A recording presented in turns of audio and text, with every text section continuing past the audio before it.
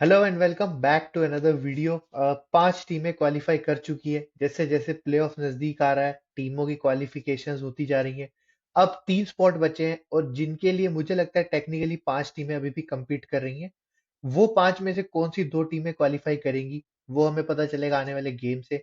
जो तीन गेम हुए 2 दिन पहले उनके ऊपर बात करेंगे और कल से जो वापस गेम्स होने वाले हैं वो किस तरीके से क्वालिफिकेशंस के सिनेरियोज को डिसाइड कर सकते हैं उनके ऊपर बात करेंगे। सभी गेम्स के ऊपर डिटेल में बात करें उससे पहले एक बार टेबल को देख लेते हैं। आप लोगों को क्या करना है, वीडियो को करिए लाइक, चैनल को करिए सब्सक्राइब और फिर हम अपने रिव्यू डिटेल्स में जाते हैं। तो पहले अगर मैं टेबल को देखूं तो पांच टीमें ऑलरेडी क्वालिफाई कर चुकी हैं, जहां पर आप देखेंगे कि यू मुंबा पांचवी टीम बनी क्वालिफाई करने वाली, जिन्होंने हरियाणा स्टीलर्स को हराया। उसके बाद अगर आप देखेंगे तो 6, 7, 8, 9, 10, 11 और 12 मुझे लगता है बंगाल वॉरियर्स और यूपी योद्धास अब अपने आप को ऑलमोस्ट ऑलमोस्ट प्लेऑफ से बाहर समझे, क्योंकि 14 पॉइंट तक सिर्फ एक टीम जा सकती है, यूपी योद्धास। बंगाल तो वहां भी नहीं जा सकते। बट 14 पॉइंट पर मुझे नहीं लगता कि क्वालिफिकेशन होगा। 16 पॉइंट वाली टीमें ही क्वालिफाई करेंगी, क्योंकि अगर आप देखें गुजरात के पास 2 मैच है, पटना के पास 2 मैचेस हैं। अगर क्वालिफिकेशन होता है 14 पॉइंट पर तो वो purely basis on score difference होगा। उसके अलावा पॉइंट बेसिस पर आप नहीं क्वालिफाई करवा पाएंगे। वहीं पर अगर आप मैचेस देखें, जो 3 मैचेस हुए, सबसे पहले तेलुगु टाइटन और गुजरात टाइटंस खेले, जहां पर तेलुगु टाइटंस ने जीतकर अपने आप को ऑलमोस्ट टॉप 4 में सिक्योर किया और मुझे लगता नहीं है कि वो टॉप 4 से बाहर जाने वाले। वहीं गुजरात, अब इस गेम को अगर आप देखेंगे ऑन द स्टैटिस्टिक बेसिस तो मुझे नहीं लगता है कि कोई बहुत बड़ा डिफरेंस है, क्योंकि आप देखिए गुजरात और तेलुगु टाइटन दोनों ही गेम में इक्वल इक्वल चल रहे थे। यहाँ पर मुझे लगता है थोड़ा सा मेंटेलिटी और कॉन्फिडेंस मैटर करता है, क्योंकि अगर आप 30 मिनट तक देखेंगे गेम तो ऑलमोस्ट इक्वल था। 1 या 2 पॉइंट की लीड इधर उधर हो रही थी, गुजरात थोड़ा सा ट्रेल कर रहे थे 1 या 2 पॉइंट से। बट उसके बाद सडनली लास्ट के 10 मिनट में ऐसा क्या हुआ कि तेलुगु टाइटंस ने एक पिकअप किया, थोड़ा सा रिदम तेज की और उसके बाद गुजरात कमबैक ही नहीं कर पाई। अगर आप देखें परफॉर्मेंस शादलू की, इवन मैं तो कहूंगा जैसे लकी शर्मा और जो बाकी डिफेंडर्स थे, आज डिफेंस बहुत ही अच्छे से खेल रहा था। बट लास्ट जहां पर आप बोलते हैं कि क्लच मोमेंट्स पे आपको आपके प्लेयर्स चाहिए होते हैं, वो नहीं दिखा। और वो आप एक्सपेक्टेशन रखते हैं एटलीस्ट प्लेयर्स लाइक शादलू, जो कि इतने बड़े अमाउंट पर आप पर लेकर आए हैं ऑप्शन से, उनसे आप उम्मीद करते हैं कि उन मोमेंट पे वो कंट्रोल करें सिचुएशंस को। बट वो नहीं हुआ, गुजरात हारी। दूसरी तरफ तेलुगु टाइटंस, उनका जिस तरीके का गेम था रेडिंग पर काफी हद तक चला। विजय मलिक का एक सॉलिड परफॉर्मेंस, भरत आज थोड़ा ऑन एंड ऑफ दिख रहे थे, बट वो हर रेडर के साथ होता है। बट अल्टीमेटली आपकी टीम मैच जीती, एक टीम परफॉर्मेंस आया, तो वो देखकर अच्छा लगा तेलुगु टाइटंस की तरफ से। स्पेशली जब वो प्लेऑफ्स में अब जाएंगे तो और अपने आप को कॉन्फिडेंट फील करेंगे कि हमारे सभी प्लेयर अच्छा कर रहे हैं। तो उनके लिए मुझे लगता है एक काफी अच्छा ये विक्ट्री, और इससे इससे बिल्ड करना चाहेंगे वो आगे जाते हुए।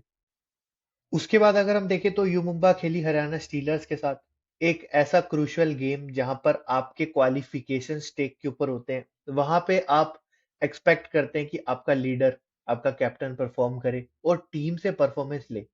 अगर मैं पहले बात करूं हरियाणा स्टीलर्स की, क्योंकि उनके पास मुझे लगता है ज्यादा बात करने को है मेरे पास। यू मुंबा मुझे नहीं लगता उतना उनको प्रॉब्लम है, बट हरियाणा स्टीलर्स, पहली चीज, आपका कैप्टन, आप इतने हाई वोल्टेज गेम में एक्सपेक्ट करते हैं परफॉर्म करे, वो उन्होंने किया। मुझे लगता है अपने करियर की one of the best performance डाली जयदीप ने, और वो परफॉर्मेंस को बाकी प्लेयरों का सपोर्ट नहीं मिला।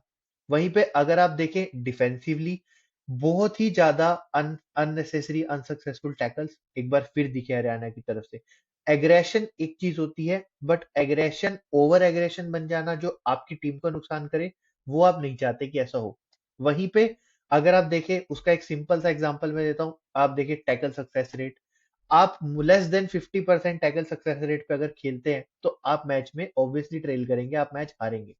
वहीं मुझे फिर भी लगता है, क्योंकि जिस तरीके से सुपर टैकल्स किए, जिस तरीके से सेकंड हाफ में डिफेंसिवली कमबैक किया, उसके बाद फिर भी आपने कवर किया डिफेंस के लिए। लेकिन एक और बड़ा रीजन जो मैं यूजुअली देखता नहीं हूं, वो आपको ये स्टैट चौंकाने वाला मैं एक स्टैट दिखाता हूं। आप देखें एक मैच में 4 सुपर रेड। अब सुपर रेड यूजुअली बहुत होती है गेम्स में, आप देखेंगे बड़ी बड़ी सुपर हिट्स लगती है 5-6 पॉइंट की, लेकिन किसी मैच में अगर 4 सुपर हिट लग गई है, मतलब आपने सामने वाली टीम को ऑलमोस्ट डिफेंसिवली ब्रेक कर दिया है। और 4 सुपर हिट से बहुत सी चीजें चेंज हो जाती है। वहां पर अगर आप इतने सुपर रेट्स कंसीड करेंगे, तो मुझे नहीं लगता है कि स्कोप बचता है आपकी ट्रेडर्स के पास या आपके बाकी प्लेयरों के पास कि आपकी टीम का कमबैक हो। और हरियाणा शीलर्स ने वही हुआ, 4 सुपर रेट इनफ थी उस गेम को यू मुंबा के लिए डिफाइन करने के लिए, बट स्टिल आप गेम में थे। आप लास्ट मिनट में जिस तरीके से आपने टैकल किया और जैसे कमबैक किया, जो लास्ट के 5 मिनट खेली हरियाणा शीलर्स, वो देखकर, और जिस तरीके से आप फिर टाई ब्रेकर की रेड्स में खेले, वहां पर भी आपने एक सुपर हिट कंसीड किया, आपने 3 पॉइंट दिए। जब टाई ब्रेकर खेलते हैं वहां पे आप कोशिश करते हैं कि कम से कम पॉइंट लीक हो, क्योंकि वहां पे रिकवरी स्कोप ही नहीं है आपके पास। बट उसके बाद भी आप देखें तो बहुत ही ज्यादा मुझे लगता है ओवर एग्रेसिव परफॉर्मेंस, एक अननेसेसरी गेम जहां पर आप नहीं चाहते कि हारे आपकी टीम, वहां आप हारे।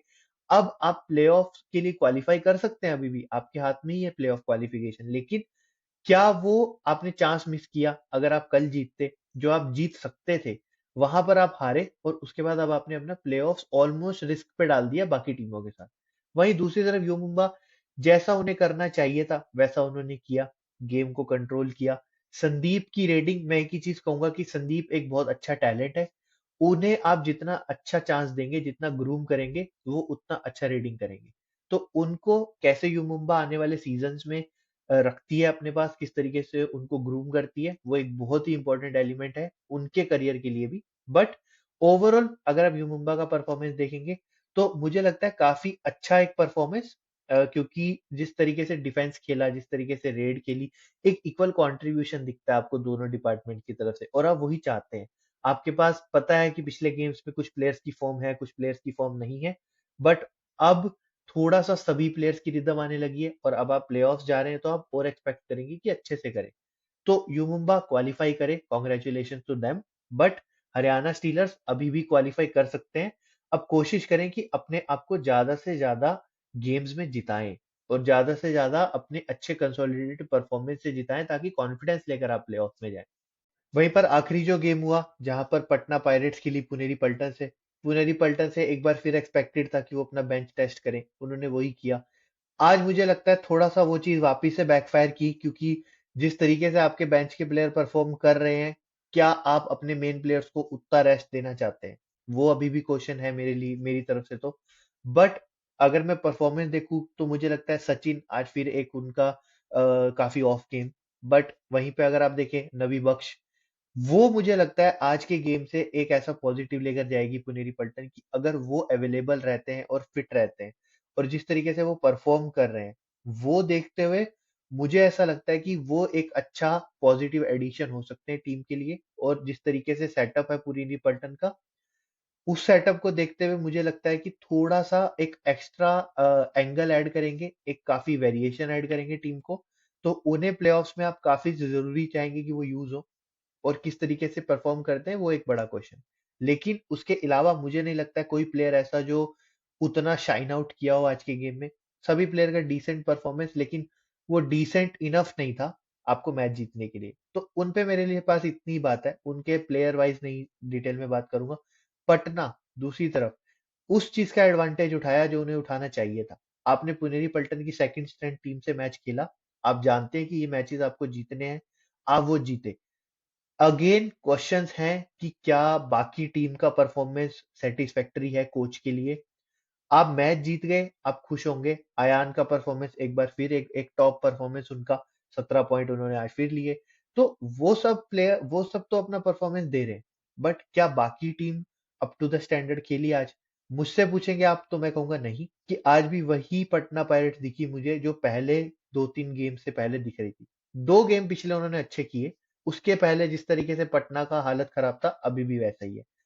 अब अगर वो प्लेऑफ्स क्वालिफाई करते हैं, तो क्या उनको इजी टीम्स मिलने वाली है? नहीं, टीमें अच्छी मिलेंगी जो डिफेंसिवली बहुत ही अच्छी है।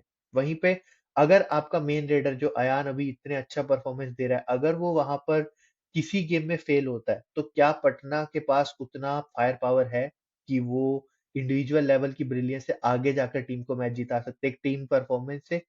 वो एक क्वेश्चन आज भी है। वो क्वेश्चन आई थिंक अगले 2 गेम्स में क्लियर हो जाएगा। अगर पटना क्वालीफाई करते हैं, तो मुझे लगता है उनके लिए one of the toughest playoff होगा, क्योंकि टीमें जो आगे हैं, वो ऑब्वियसली बहुत अच्छी हैं और वो अच्छा खेल रही हैं।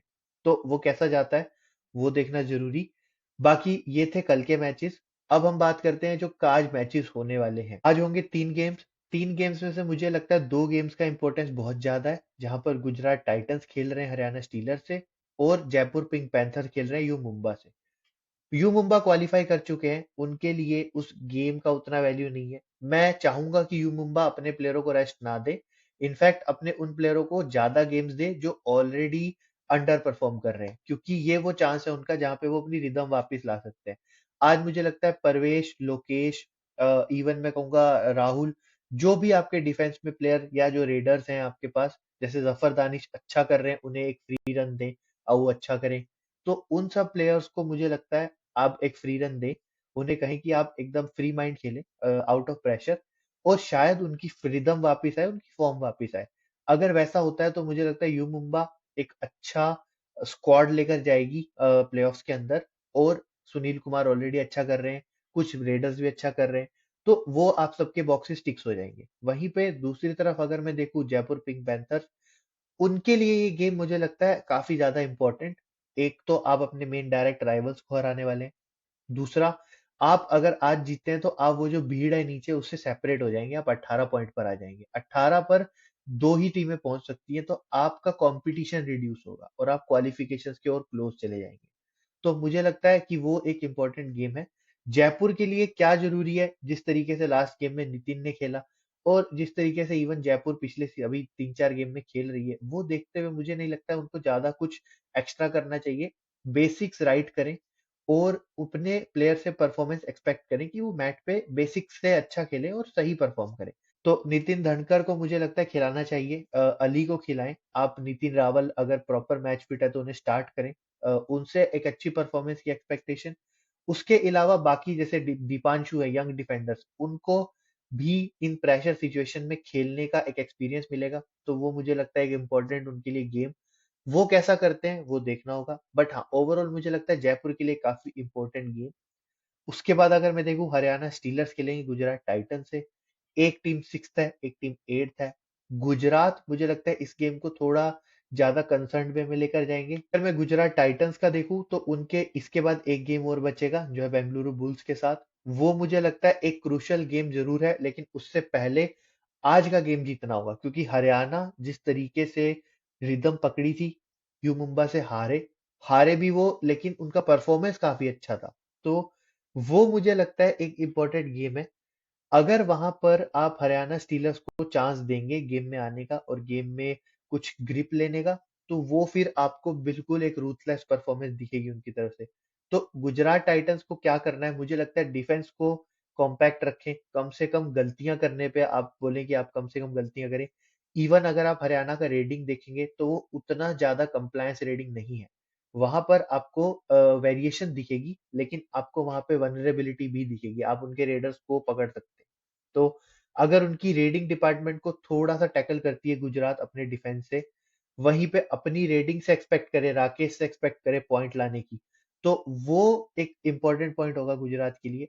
अगर आप डिफेंस जैसा आपने लास्ट गेम में खेला तेलुगु के सामने, स्पेशली लास्ट के 10-12 मिनट, वैसा अगर आप खेलेंगे तो मुझे नहीं लगता है कि आप हरियाणा स्टीलर्स के साथ जीतने का आप सीन बना पाएंगे। उन्हें हराने के लिए आपको डिफेंसिवली सॉलिड होना होगा, उनके रेडर्स को स्ट्रगल करवाना होगा। दूसरी तरफ स्ट्रगल की बात करें हरियाणा स्टीलर्स, उनके पास जयदीप की फॉर्म आई है, लेकिन अभी भी बाकी डिफेंस थोड़ा शेकी है, थोड़ा ऑफ एंड ऑफ खेलता है। आपके राइट कॉर्नर, लेफ्ट कॉर्नर, इनका परफॉर्मेंस कितना इंपॉर्टेंट है इस गेम में, क्योंकि आपको वेरिएशन दिखेगी सामने रेडर्स की। और इवन अगर शादलू खुद रेड करने आते हैं, आजकल वो काफी रेड्स कर रहे हैं, तो वो एक वेरिएशन वाले रेडर है, और वो ऐसा नहीं है कि डिफेंडर रेडर बनकर खेलते हैं, वो ऑलराउंडर ही है ऑलमोस्ट। तो वो एक वेरिएशन लाएंगे, बट वहां पर आपका डिफेंस कितना पेशेंस रखता है वो इम्पोर्टेंट। आई थिंक इस गेम का पूरा जो सॉल्यूशन है वो पेशेंस के अंदर है। जो टीम का डिफेंस जल्दी ब्रेक होगा, जो टीम का डिफेंस जल्दी पेशेंस लूज करेगा, वो ही टीम डिफेंस में स्ट्रगल करती दिखेगी। अदरवाइज रेडिंग में मुझे ऐसा नहीं दिखता है कि कोई भी रेडर ऐसा है जो सामने वाले डिफेंस से गलतियां करवा सकता है। आप डिफेंस खुद से करें तो अलग बात है, बट कैसा होगा वो देखना जरूरी। वहीं पे एक और गेम है जो है बंगाल वॉरियर्स और तमिल तलाइवास। बंगाल, उनके लिए जीतना जरूरी। अब वो एक आउटसाइड चांस की होप्स अलाइव रखने के लिए उनको खेलना है। अगर वो वैसा जीतते हैं तो होपफुली वो चाहेंगे कि प्लेऑफ्स क्वालिफाई हो जाए।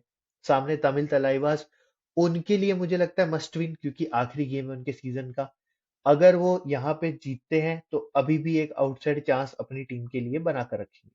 बट अगर नहीं जीतते हैं तो उनके लिए फिर प्लेऑफ्स मुझे नहीं लगता है कि आप एक्सपेक्ट करेंगे। फैंस, एक और निराशा वाला सीजन उनके लिए, क्योंकि जिस तरीके की टीम बनी थी ऑक्शन में, जिस तरीके के नाम आप लेकर आए थे, अनफॉर्चुनेट सिनेरियोस की वजह से अब वो नाम भी नहीं है, आपकी टीम भी वैसी नहीं है, फॉर्म भी नहीं है।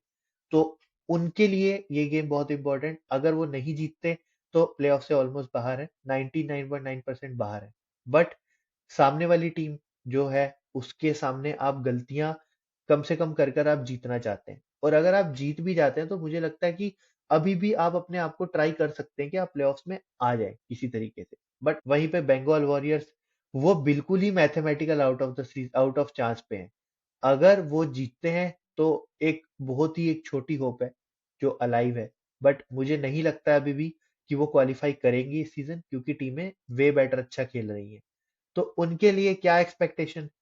होपफुली आपका डिफेंस अच्छा खेले, आप अपने रेडर से प्रेशर हटाएं, थोड़ा डिफेंसिवली कंट्रीब्यूट करें।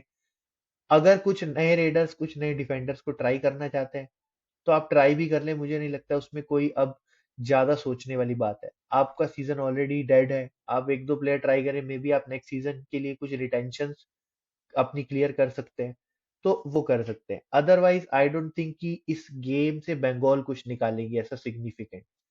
प्रिडिक्शंस की अगर मैं बात करूं तो मुझे लगता है इस गेम में तमिल तलाइवास जिस फॉर्म से आ रहे हैं और बंगाल जिस फॉर्म से आ रहे हैं, तो एज बंगाल को दूंगा, क्योंकि रेडिंग अच्छी है। थोड़ा सा तमिल तलाइवास का डिफेंस स्ट्रगल कर रहा है, और बंगाल के लिए ज्यादा इंपॉर्टेंट गेम है, तो आई थिंक वो एक ज्यादा सीरियस इंपॉर्टेंट गेम पुट करेंगे। उसके बाद अगर मैं देखूं हरियाणा स्टीलर्स वाले गेम में, जहां पर हरियाणा स्टीलर्स खेलने वाली है गुजरात टाइटन से, वो गेम में मुझे लगता है एज हरियाणा स्टीलर्स को, क्योंकि जिस तरीके से लास्ट गेम में कमबैक कर कर ऑलमोस्ट जीत गए थे, हारे, वो परफॉर्मेंस और वो कॉन्फिडेंस लेकर आना चाहेंगे। और गुजरात थोड़ा सा अनशेकी भी खेलती है, थोड़ा सा अप एंड डाउन खेलती है, तो वो कौन सी गुजरात शो अप करती है, वो एक बड़ा क्वेश्चन। वहीं पे last game you Mumba Jaipur pink panther, अगर यू मुंबा अपनी टॉप स्ट्रेंथ टीम खिलाती है तो मुझे लगता है उनको थोड़ा सा एज 55-45 टाइप्स। बट जयपुर को रूल आउट नहीं करूंगा मैं। जयपुर मुझे लगता है इक्वली compete कर सकती है और जीत सकती है।